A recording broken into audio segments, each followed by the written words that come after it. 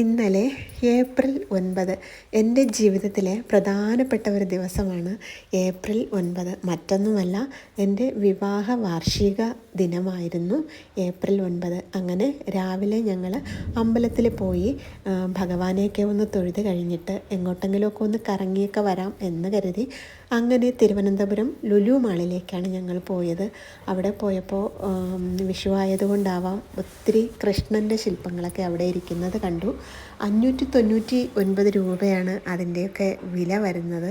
അധികം വലിയ വിലയാണെന്ന് എനിക്ക് തോന്നിയില്ല. പിന്നെ വിഷുക്കണി ഒരുക്കാനുള്ള സാധനങ്ങളൊക്കെ ഇരിക്കുന്നത് കണ്ടു. ഇതൊക്കെ നാട്ടിൻപുറമായതുകൊണ്ട് തന്നെ ഞങ്ങൾക്കവിടെ സുലഭമായി കിട്ടുന്നതാണ്.